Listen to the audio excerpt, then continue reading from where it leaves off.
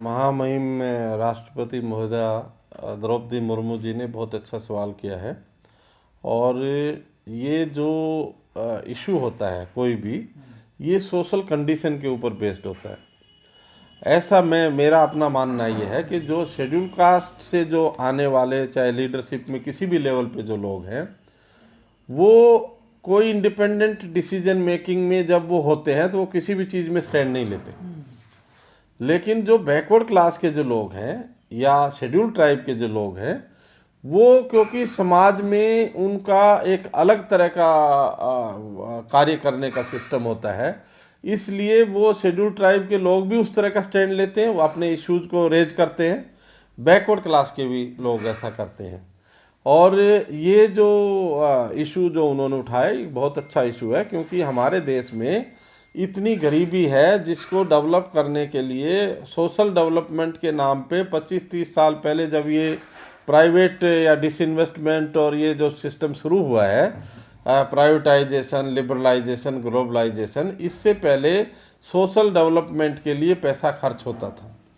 लेकिन आज हम देखते हैं कि पूरे देश में शेड्यूल कास्ट, शेड्यूल ट्राइब या बैकवर्ड क्लास के जो बच्चे हैं या माइनॉरिटी के जो बच्चे हैं, उनको सोशल वेलफेयर में जो स्कॉलरशिप वगैरह मिलती है वो नहीं मिलती है। और वो मिलेगी तो वो 4-5 साल बाद मिलेगी, जब उसका कोर्स पूरा हो जाएगा। अब अगर इसको देखें, जैसे हरियाणा में एक आंदोलन चल रहा है एजुकेशन के इशू के ऊपर, तो वो जो एजुकेशन का क्या है कि कांग्रेस ने 500 स्कूल बंद किए और बीजेपी अब 800 स्कूल बंद कर रही है। बेसिकली वो हमारी जनता को अनपढ़ रखना चाहते हैं। और वो जो जनता होगी, क्योंकि वो पहले 500 रुपये जो है आपको दे रहे हैं, अगर 1100 रुपये दे रहे हैं वो, अगर आप प्राइवेट स्कूल में पढ़ा रहे हैं, और जब आप गवर्नमेंट स्कूल में पढ़ा रहे हैं तो आपको 500 रुपये देने हैं। ये स्कूल बंद करने का एक षड्यंत्र है, क्योंकि स्कूल बंद करना जो है वो एक अजीब तरह की व्यवस्था पैदा करेगा, ताकि आप में जो है अनपढ़ता बढ़ेगी और साक्षरता जब नहीं रहेगी तो आप किसी काम के नहीं रहेंगे। क्योंकि अगर आज हम पढ़े लिखे नहीं होते तो हमें भी नहीं समझ में आता क्या हो रहा है।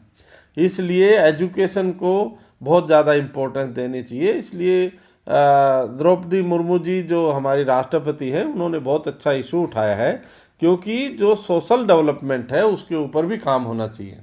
केवल जेलें बनाने से, जेलों में आदमी बंद करने से कोई काम नहीं चलेगा। मैं समझता हूँ, हालांकि हम रिप्रेजेंटेशन की बात करते हैं, लेकिन जब शेड्यूल कास्ट लोग अच्छी पोजीशन पे, बड़ी पोजीशन पे होते हैं, जैसे ये जो प्रॉब्लम आ रही है जेलों में, क्यों आ रही है? क्योंकि जब चीफ जस्टिस बालकृष्णन थे और वो जब जज भी रहे, तो उन्होंने कुछ ऐसे जजमेंट दिए कि एक आदमी को अगर लाइफ इम्प्रिजनमेंट हो जाती है तो वो फॉर लाइफ जेल में रहेगा। इससे पहले सीआरपीसी में भी प्रोविज़न है, और 20 साल की जो लाइफ इम्प्रिजनमेंट मानी जाती थी, और 14 साल में रेमिशन के बाद आदमी छूट जाता था। लेकिन उन्होंने पता नहीं क्या, मतलब ये राजीव गांधी कन्विक्ट को बाहर ना निकल जाएं या जो भी मतलब क्राइटेरिया होगा, क्योंकि आजकल गवर्नमेंट की भी होप नॉबिंग जजेस से बहुत ज़्यादा रहती है, और उस वजह से उन्होंने शायद इस तरह का जजमेंट दिया, जिसकी वजह से आज जेलों में जो बंद हैं वो या तो शेड्यूल कास्ट है या शेड्यूल ट्राइब या बैकवर्ड क्लास के लोग हैं। क्योंकि जो दूसरे लोग हैं वो तो साधन संपन्न लोग हैं, उनका अगर एक केस से वो हार भी जाते हैं एक जगह, दूसरी जगह उनको बेल मिल जाती है, दूसरे से हार जाएंगे, तीसरी जगह वो अपील करके उससे बेल मिल जाती है। तो जब तक एंड नहीं होता उनकी लिटिगेशन का, तब तक वो जेल में नहीं जाते उतने। और ये जो सोशली मार्जिनलाइज सेक्शन के जो लोग हैं वो जेलों में हैं। इसलिए ये जो जजमेंट भी जो थे उनका रिव्यू होना चाहिए, क्योंकि 14 साल सफिशेंट पीरियड है। अगर किसी ने कोई गलती की है तो वो 14 साल तक आप उसको उसमें जेल में जब रख लेते हो, मुझे लगता है that is a sufficient period, और इस तरह का नहीं होना चाहिए। क्योंकि हमारे देश में जो हम वकील हैं, हम देख रहे हैं, जिसके जो बिल्कुल झूठा केस होता है उसमें सज़ा हो जाती है, जो बिल्कुल सच्चा केस होता है उसमें छूट जाता है आदमी। और एट्रोसिटी के मुकदमे हैं, अभी कितने सारे हम एट्रोसिटी के मुकदमे कर रहे हैं, जिनमें आदमी के खिलाफ पूरा एविडेंस है, पर वो नीचे से ऊपर तक उसके खिलाफ कोई एक्शन ही नहीं होता। और ज़्यादातर लोग भी कंप्रोमाइज़ कर जाते हैं। इसलिए जैसे इशू उठता है SC/ST एट्रोसिटी एक्ट का, तो वो कहते हैं फेक केस है, क्योंकि वो कमज़ोर आदमी होता है और हर लेवल पे उसको प्रताड़ित करते, उसको प्रेशराइज करते, तो किसी न किसी लेवल पे समझौता कर जाता है। तो इसका मतलब ये नहीं है कि वो केस झूठा है, क्योंकि उसकी सोशल कंडीशन ऐसी है कि वो स्टैंड नहीं कर पा रहा है। इसलिए वो पूरी चीज़ें हमें अंडरस्टैंड करके तब वो करना चाहिए। और मैं राष्ट्रपति जी को बहुत धन्यवाद करता हूँ कि उन्होंने ऐसा सोशल इशू उठाया। वो सोशल इशू हमारे समाज में जो भी पॉलिटिक्स करने वाले लोग हैं उनका काम है, लेकिन पॉलिटिक्स करने वाले लोग केवल अपनी जेबें भरने में लग जाते हैं और वो उनको कोई होश नहीं रहता जब वो चुनाव जीत जाते हैं।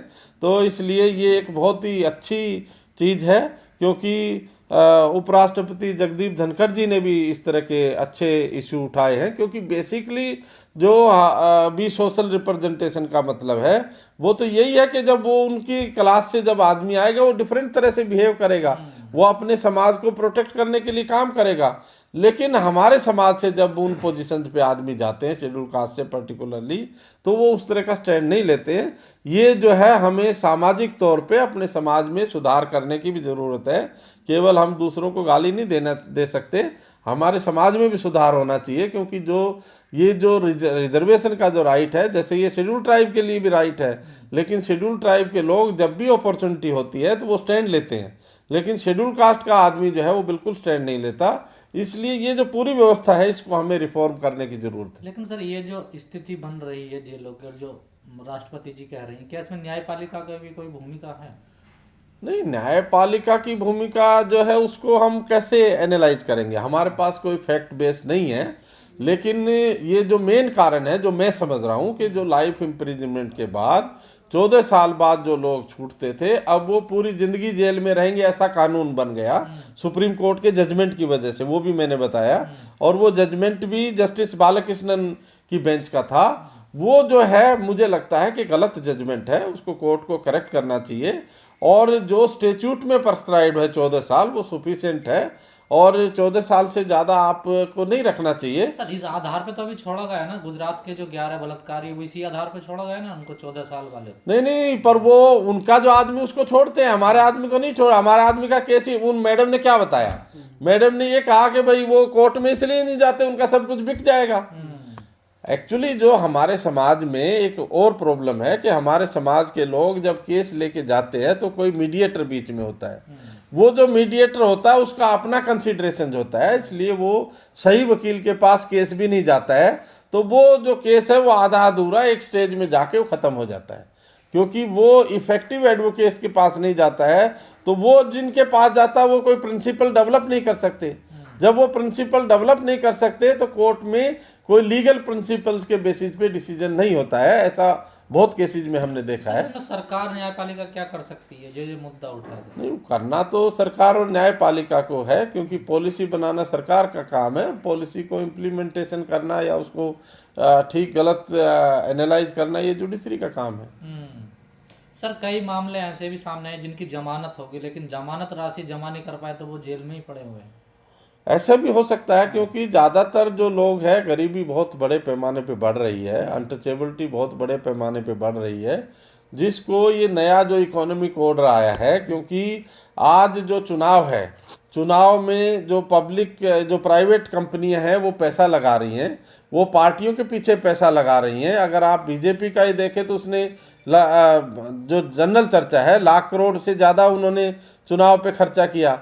तो आफ्टर ऑल ये पैसा किसका, ये गरीब आदमी का ही तो पैसा है। क्योंकि जो वो संस्थाएं खरीद रहे हैं, संस्थाएं खरीदने वाला भी तो पब्लिक सेक्टर बैंक से लोन लेके संस्था खरीद रहा है, तो ऐसा नहीं वो अपना पैसा लगा रहा है। तो बहुत सारी चीज़ें हैं इसमें। इसको दुरुस्त करने के लिए, इसको इम्प्रूव करने के लिए हमने Peoples Party of India Democratic की एस्टेब्लिशमेंट की है। और पीपल्स पार्टी ऑफ इंडिया ये पूरी डेमोक्रेटिक पार्टी है, इसमें समाज का सभी सेक्शंस का बराबर प्रतिनिधित्व है। इसको हम उसके जरिए ही करेक्ट कर सकते हैं, क्योंकि बाकी तो लीगल इश्यूज में बहुत ज़्यादा हम उतने। लेकिन सर जब राष्ट्रपति जी बोल रहे हैं बड़ी भावुक हो गई, लगता है दर्द बहुत गहरा है, उनके नज़दीकी है।